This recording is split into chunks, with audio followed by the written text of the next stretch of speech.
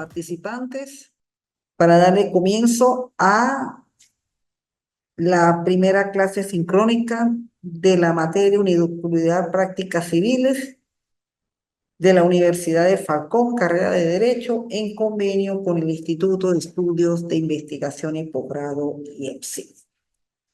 De mi parte, pues le doy la más cordial bienvenida a un nuevo trimestre en el cual pues nos volvemos a ver.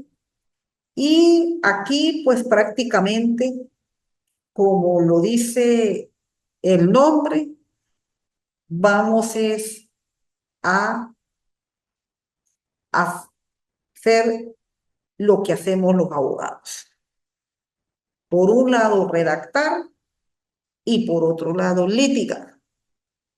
Por eso, prácticas. Es decir, aquí ya es todo práctico. Aquí ya es hacer lo que el cliente nos indica qué es lo que quiere hacer. Si es un negocio, pues el documento.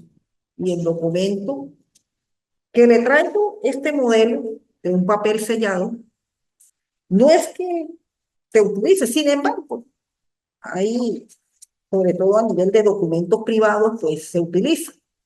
Pero a nivel de las oficinas de registro y de notaría, pues lo que nos guiamos por el papel sellado es por las medidas de los márgenes.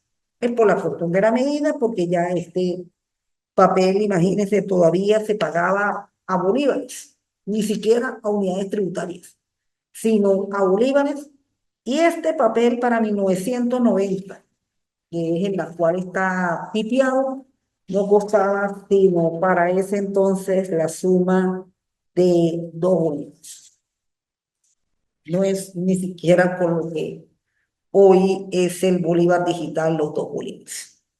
Pero sí los márgenes sí tenemos que seguir la forma del papel sellado. Bueno, esa es una de las actividades que hacemos, la redacción documental. Y viene la otra, que es también una redacción documental, pero a nivel de las actuaciones judiciales, que es precisamente la actividad procedimental, en la cual, para su evaluación, la unidad curricular o materia va a tener 2 importantes documentos. La primera y la tercera evaluación, pues va a ser normalita, es decir, ustedes me presentan el documento de acuerdo a los que indica la evaluación. Por lo menos la primera evaluación, y ya aquí nos vamos directamente. Redacción de compraventa y arrendamiento. La compraventa, una compraventa de bien mueble, una compraventa de bien inmueble y un contrato de arrendamiento, por lo general de bien inmueble. Pero en la segunda evaluación, que también culminamos la parte documental, aquí, además del documento de sociedad, del poder y de la constitución de hipoteca, vamos a ir a hacer una visita institucional a una notaría o a un registro público.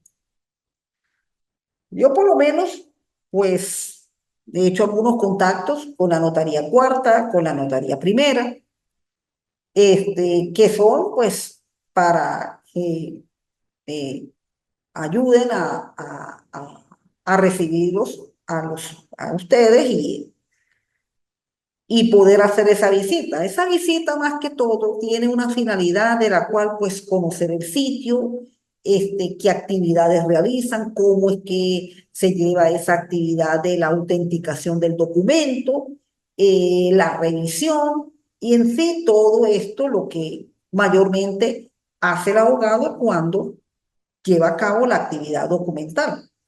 Sí les agradecería por lo menos el que desee ir ese día, porque tiene que ser antes del día 14 o en la semana del 14 al 20, particípamelo para yo entonces informarme hacérselo llegar a la notaria o al registrador y de esa manera pues sepan que uno de ustedes va a ir.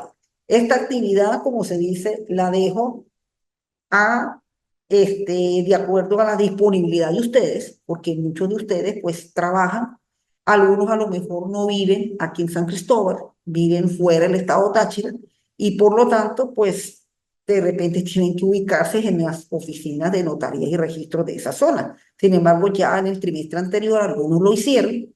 De verdad, pues, por lo menos estudiantes del Vigía fueron ahora a las notarías del Vigía e hicieron su actividad. Lo mismo la zona de la frontera, San Antonio del Táchira, en la zona norte, y aquí pues también la zona de San Cristóbal. Entonces, con respecto a la actividad tercera, bueno, los documentos de cómo se hace la demanda, cómo se hace la contestación. Y con respecto a la cuarta evaluación, además del escrito de pruebas y de los recursos, el de casación sí es una presentación, indicación, bueno, en qué consiste los requisitos de la formalización y todo eso. Ahora, la visita institucional, pues aquí sí ya es un tribunal. Mayormente, pues los tribunales del edificio del Centro Comercial Europa de Olimport se me han puesto a la orden, el juzgado quinto en municipio, el juzgado cuarto en municipio, también algunos tribunales de primera instancia, sobre todo lo que es el tercero civil, y voy a ver si hago un intento, un tribunal de segunda instancia, como para que solamente ustedes lo conozcan, porque lo de los tribunales, pues son instituciones que naturalmente, pues, se manejan son los procedimientos, y lo bueno, pues, que empiezan a tener ese primer contacto con ellos, sobre todo los que no trabajan en los tribunales. Ahora, los que trabajan en los tribunales, pues, es su hábitat de todos los días y saben bien cómo se manejan estas actividades. Bien, viendo ya lo que es la presentación, mi nombre, pues ya la mayoría lo sabe. Para muchos, pues ya finalizamos lo que es todo lo referente al derecho procesal, a la actividad procedimental. Con esto es la finalización y viene pues una pequeña pasantía que la cual ustedes deben realizar y por lo menos esta visita institucional es como un enlace para que en el momento de hacer la pasantía, pues ya tengan esos sitios indicados para ello, en la cual posteriormente en el ejercicio profesional, pues bueno, uno de acuerdo a la materia, a la rama que más domine, pues ahí es donde más se pueda uno enfocar.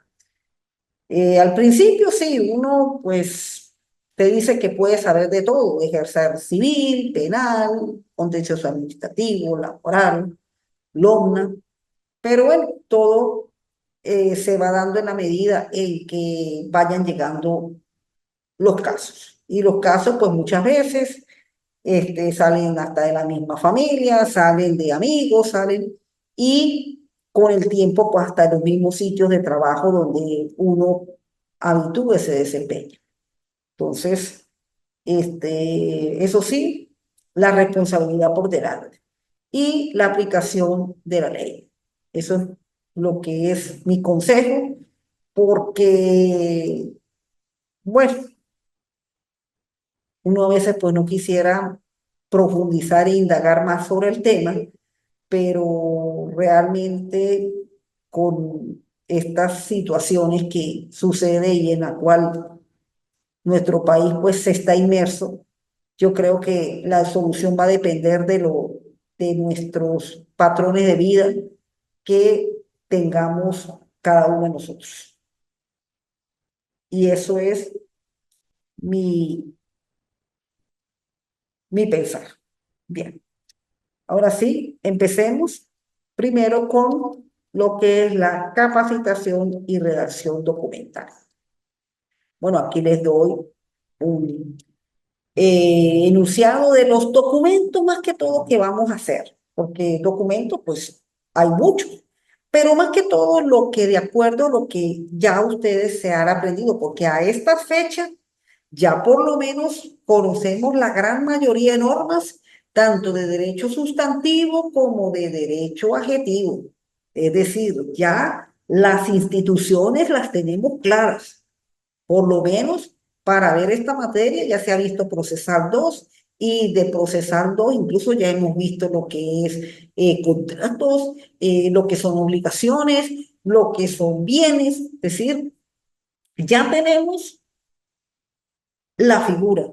Lo que ahora vamos a aprender es cómo la vamos a meter en el documento.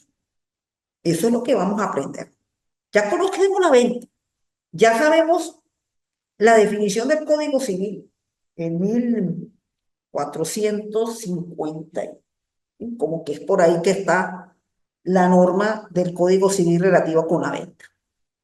Y lo mismo con el arrendamiento, tanto la ley de arrendamiento para vivienda, el decreto legislativo sobre arrendamiento de inmuebles de uso comercial y las normas del Código Civil.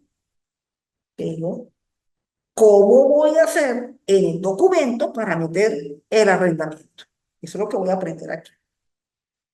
Igual con el mandato, la sociedad, la constitución de hipoteca derivada del contrato de préstamo, porque la hipoteca como es una garantía, es un contrato accesorio al principal que es el préstamo. Entonces, esta primera etapa, que es la redacción documental, pues es precisamente la actividad que hacemos nosotros, los abogados, cuando las personas desean realizar una actividad, sea económica, o sea, hasta el punto de vista social, o sencillamente algún compromiso para por lo menos tratar de clarificar, bueno, qué es lo que se va a hacer. Por supuesto, hay algunos documentos que tienen mucho que ver con cuestiones morales y esa cuestión. Casi no nos vamos a tocar eso. Aquí más que todo nos vamos a referir es a aquellos que tienen movimiento económico y en la cual formaron parte dentro de nuestra malla curricular. Y uno de ellos, pues, comenzamos la venta y el arrendamiento. Pero previo a ello, pues tengo que hablarles de lo que es la generalidad de los documentos. Porque los documentos en derecho son actos públicos. Son actos en la cual cuando se presentan ante la institución del Estado respectivo, en este caso las notarías o los registros públicos, ellos se van a configurar en la realización de en el ejercicio de un derecho en la cual la persona se va a sentir satisfecha. En el caso de la compraventa es cuando se ejerce el derecho a la adquisición de la propiedad. Y precisamente esa adquisición de la propiedad, pues tiene su formalidad para realizarlo. Por un lado, la redacción documental que hace el abogado y por otro lado, los trámites administrativos que se realizan ante las alcaldías y ante el registro, en el caso del inmueble, o ante la notaría pública, en el caso del inmueble, para que ese documento se convierta en la seguridad jurídica de esa persona cuando adquiere el bien. Porque ¿cómo adquiero, demuestro mi adquisición del bien? Cuando consta en el documento la realización de la realización de la ley, en la cual aquí vamos a explanarlo e indicamos todo lo que tiene que ver con la venta. Identificación de las partes, identificación del bien, tradición, saneamiento, pago por parte del comprador y aceptación de ambas partes cuando se firma. Entonces tenemos que acá, como lo explico en este material de apoyo, el abogado como profesional especialista de la aplicación de la ley dirige su actividad basado en dos aspectos: redacción documental y actividad procedimental. Y precisamente ese documento es llevado para que precisamente pues se haga el acto o la negociación. Estas actividades, como dijo Marande, pues forman dentro de lo que es el abogado y precisamente dentro de las mismas normas legales, pues tenemos nosotros el soporte, el basamento legal para poder hacer eso. Por lo menos el propio artículo 253 de la Constitución de la República Bolivariana de Venezuela nos indica que quiénes son las personas o quienes formamos parte de la administración de justicia y de todos los supuestos que ha indicado, que si los magistrados, que si el fiscal, el defensor público, los funcionarios de la policía, del CIPCC, los de la inteligencia. Al último tenemos y los abogados, en la cual con su respectivo título que los acredita y la colegiación, pues están habilitados para formar parte de la administración de justicia. Entonces nosotros ya desde el punto de vista constitucional ya tenemos un derecho de formar parte de la administración de justicia, pero un deber por el título que tenemos y por la colegiación en la cual nos inscribimos para desempeñar esa actividad. Entonces, la propia Constitución establece la misma ley de abogados, la ley de registro público y notariado, cuando en el artículo 3 expresamente establece que todo documento que vaya a ser inscrito en una de esas oficinas tiene que estar firmado y visado por abogados, por abogados. Es decir, ya por lo menos el marco legal nos autoriza, nos da esa facultad de que somos nosotros los que tenemos que visar ese documento. No puede ser otra persona, otro profesional cualquiera, sino el abogado debidamente inscrito y con su respectivo título de abogado. ¿Y quién nos otorga el título? En este caso, la universidad, ustedes los irá a otorgar la Universidad de Falcón. Y así sucesivamente, igualmente, Código de Procedimiento Civil, cuando nos dan la capacidad para ser parte del juicio a través de el poder que es otorgado debidamente por la persona capaz para ello. Entonces, todas esas facultades que tenemos, que nos da la propia ley, pues lo hacemos en práctica cuando realizamos nuestro trabajo.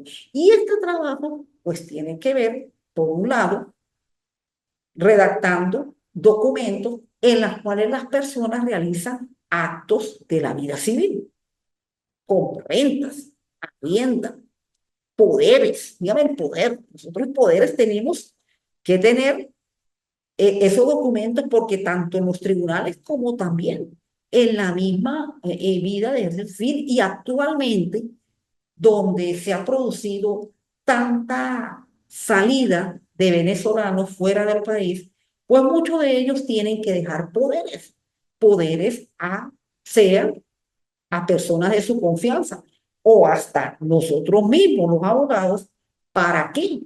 Para sencillamente representarlos debido a las ausencias que esas personas van a tener en el juicio. Es más, ya en sentencia de este año que hubo de la Sala de Casación Civil, precisamente se está permitiendo por vía telemática el otorgamiento del poder apudante dentro del expediente. Es decir, es tanta la importancia en la cual está causando esta ola migratoria de compatriotas en otros países del mundo, donde precisamente a nivel de las actuaciones judiciales, pues tenemos la posibilidad por medio de la tecnología y del Internet, poder tener ya la facultad de esa persona para actuar en el juicio a través de las audiencias telemáticas. Entonces, todas estas actividades pues nos hace que este trabajo que uno realiza, pues lo llevemos a cabo de acuerdo a los puntos bien establecidos por la ley. De aquí que precisamente estos documentos, la parte de la redacción documental, pues tiene una importancia desde el punto de vista de la legalidad, porque cuando se hacen los documentos, sea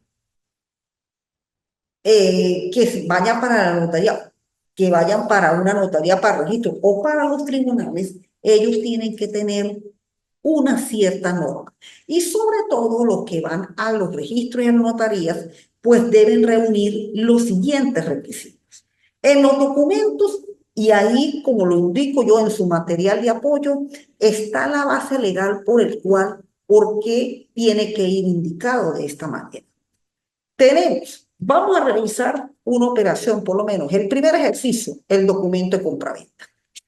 Nombre y apellido del vendedor y el comprador. ¿De dónde, cómo hay que colocar ese nombre y apellido? La misma ley, tanto de la ley orgánica del registro civil como el propio Código Civil, nos indica que cuando se coloca el nombre tiene que ser nombre completo y apellido completo. El nombre no es el apodo, sino el nombre como lo indica la norma establecida tanto en el Código Civil como en la Ley Orgánica de Registro Civil. Capacidad y mayoridad, porque en el documento sabemos que la persona tiene que ser capaz. Y ya cuando aprendimos en Derecho Civil Personas que es capaz la persona mayor de 18 años, en la cual a partir de ese momento puede realizar actos o negocios jurídicos. Entonces, nosotros cuando vamos a indicar en el documento la persona, esa persona tiene que ser mayor de edad, indiscutiblemente, tanto el uno como el otro. Domicilio, artículo 27 del Código Civil. Porque hay el domicilio, porque el domicilio es precisamente lo que no indica el lugar donde se llevó a cabo la realización de ese negocio. Estado civil, determinado por las actas del Estado civil de acuerdo a las normas de la Ley Orgánica de Registro Civil, Código Civil, en especial el régimen de bienes establecido en el 141 civil. Acá, el Estado civil, sobre todo lo que es en la venta, sí tiene que ser colocado el Estado civil por el régimen de gananciales. Y hay que saber si el vendedor está vendiendo un bien o que pertenece a la comunidad de gananciales o a lo mejor es un bien propio de él. Porque si ese vendedor contrajo matrimonio, pero celebró capitulaciones matrimoniales y en esas capitulaciones se especifica, ¿no?, que los bienes que él vaya a adquirir van a ser de él y lo que adquiera la esposa van a ser de la esposa, pues ahí se tiene que indicar las capitulaciones para que no tenga el consentimiento del otro. Entonces, en el caso de la venta, en el caso de arrendamiento no es obligatorio el estado civil, pero en el caso de la constitución de hipoteca sí. Es importante también el estado civil en el caso del otorgamiento del poder, sí.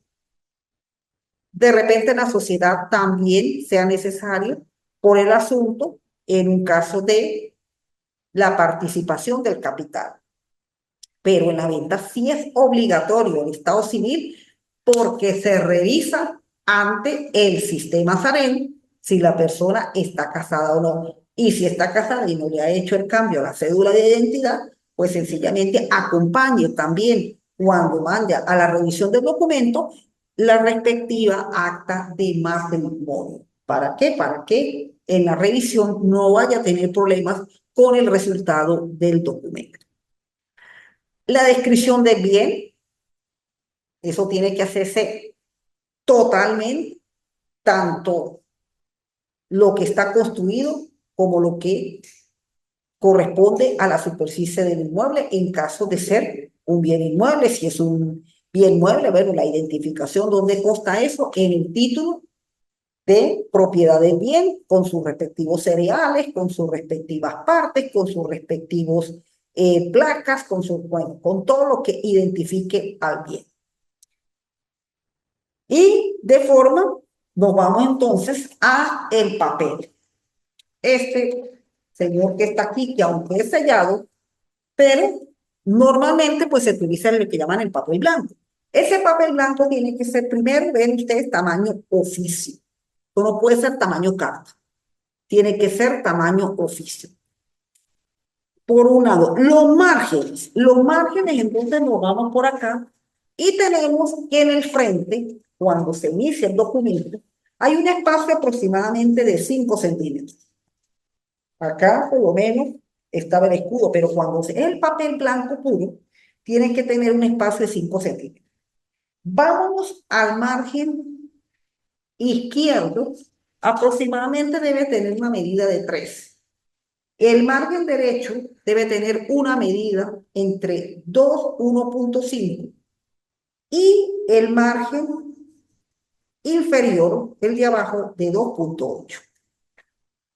Las líneas que deben predominar en el frente tienen que ser de 30 líneas, porque en el papel sellado, si eso estaba enumerado, aquí vemos las 30 líneas. En el papel blanco igualmente deben tener 30 líneas. El espacio de la letra, si lo hacemos, lo seguimos por la computadora, pues tiene que tener un espacio de número 12.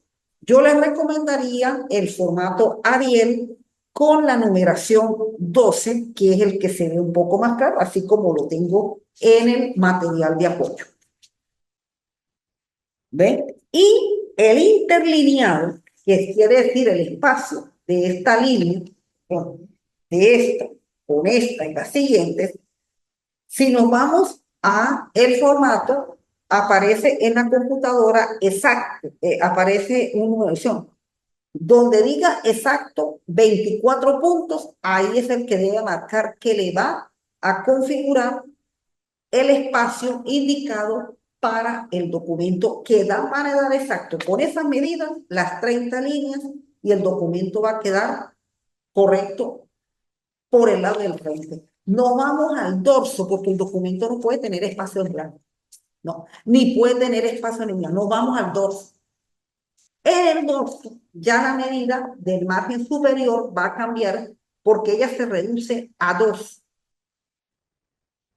En el margen inferior sigue el mismo 2.8, pero ya el lado izquierdo va a tener lo que tenía en el frente, el lado derecho lo va a tener el lado izquierdo para que dé la misma línea. Si usted le colocó 1.5, por el lado izquierdo tiene que tener 1.5. Si le colocó 2, por el lado izquierdo tiene que tener 2. Y si nos vamos a la parte derecha, si en el frente tiene 3, el margen izquierdo, el margen derecho por el dorso debe tener los 3. Y así el documento le va a salir configurado todo de manera equilibrada completamente. Esta es la forma como tiene que estar medido el papel en los documentos, porque esto se revisa, así como se revisa el fondo. Los requisitos igualmente se revisa la forma. Y ahí es donde ustedes se van a acordar, porque a muchos yo les objetaba lo de la curvatura de los márgenes. Me hacían ahí una curvatura. Esa curvatura en los documentos legales no puede existir. Usted le coloca una curvatura, esa curvatura el documento se lo regresa. Y no va a estar usted regresándole documentos cada, porque en eso sí los revisores con la curvatura son muy estrictos también. Entonces a lo mejor algunos se acordarán, ay, pero la profesora me colocaba que márgenes rectos y rectos y rectos y rectos. Es que, fíjense, ustedes ven aquí en esta hoja, que es el modelo que le coloco como era el papel sellado, curvaturas. Bueno, así como está, así tiene que ser en el documento. Él no puede tener curvaturas. No puede tener curvaturas porque si no hubiera sido por la reforma constitucional de 1999, donde por el sentido de la gratuidad, tanto de las actuaciones administrativas como judiciales se estableció, y siguiéramos con el papel sellado, mire, aquí estaba la prueba de que por qué tanto el margen izquierdo como el margen derecho no podía tener curvaturas, porque esta hoja jamás presentó curvaturas. Entonces, al no presentar curvaturas, así es que tienen los documentos, y así es como ustedes tenían que presentar los trabajos, igualitos. No es que la manera como se acostumbren a presentar los trabajos, así es como van a hacer esto. Así, de esta manera. Entonces, Ya saben ese detallito y muchos por ese detallito no sacaban la nota completa. Podían tener muy bien el contenido, muy bien, pero esa curvatura le bajó. Bueno, ustedes pueden quedar el documento muy bien redactado, los requisitos, todo, pero si tiene curvatura, el revisor lo tranca hasta que usted lo arregle y lo ponga derechito como es. Bueno, seguimos. ¿Ok? Ahí tenemos las medidas, tenemos, y nos vamos precisamente, ahora sí, cómo desarrollar. Bueno, ya la compraventa, conocemos el derecho civil contratos, esta, este negocio jurídico, las normas que sigue, ella sigue, bueno, la normativa 1474 estaba cerquita por ahí, la transmisión del derecho de propiedad y el pago del precio. Eso es más que todo lo que persigue la norma del derecho civil con respecto a la propiedad. Bueno, cuando se redacta el documento de venta, este documento, pues además, bueno, de los requisitos de presentación, identificación de las partes, estado civil, domicilio, tenemos que cuando se redacta la transmisión de la propiedad, esta transmisión de propiedad precisamente lo hace el vendedor y el vendedor tiene que identificar el inmueble, superficie, dirección, linderos y cómo lo adquirió. Todo eso, ¿dónde se va a encontrar? En el documento que el dueño, decir, generalmente el documento de propiedad lo manda a hacer es el comprador. Es más, hasta la misma ley, el mismo Código Civil, establece que los gastos relacionados, cuando se hace la tradición, que es la entrega de las llaves al nuevo dueño, cuando se hace la tradición, los gastos del documento los hace el comprador. Entonces el comprador pide la copia del documento de propiedad, que es precisamente el que le va a entregar el vendedor. Y ahí especifica todo, hasta la fecha en que lo adquirió con los datos de registro en que lo adquirió. Eso es lo que tiene que colocar el vendedor. Vamos con el comprador cuando él pagó el precio. Bueno, tenemos que a raíz de la situación que ha vivido Venezuela, pues, y a través de las normativas del decreto del año 2010, perdón, 2020, sobre se permitió el uso de la divisa, pues el precio, si se coloca en dólares, tiene que colocarse también su equivalente en bolívares. ¿Ven? Y por lo general, en ese equivalente bolívares, es probable que por lo menos se justifique con un instrumento cambiario llamado cheque. Se justifique con eso. Porque generalmente, si el pago se hace en dólares, pues esa cantidad se entrega en efectivo. Porque acá por lo menos, aunque haya la cuenta en divisas, pero por lo menos en este momento, pues no hay, bueno, yo no conozco hasta el momento una chequera en dólares. La cuenta sí, la cuenta es en dólares, pero de que tenga una chequera y aparezca los dólares, pues no se ha aprobado todavía. Todavía la chequera se maneja en bolívares. Y si hace la tal transferencia CELE, que es la que también se acostumbra a hacer, aquí hay gente que tiene cuentas en los Estados Unidos, por lo menos con la cuestión de los dólares, entonces ahí hay que indicar la transacción y esperar que la transacción se dé y bueno, todo eso. Entonces, eso se tiene que colocar. Si se va a dar el cheque o el cheque de gerencia, y si se indica los bolívares, su equivalencia, en dólares, su equivalencia, eso es lo que se tiene que indicar.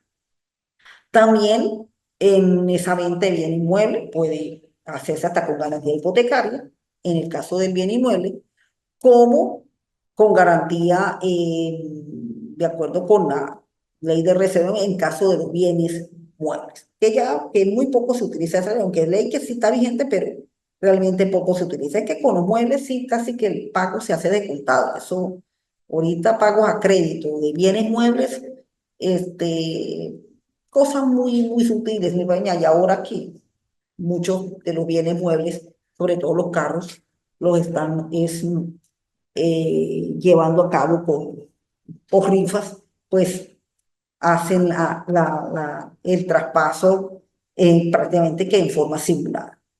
Bien, bueno, entonces ahí tenemos un modelo de un bien mueble,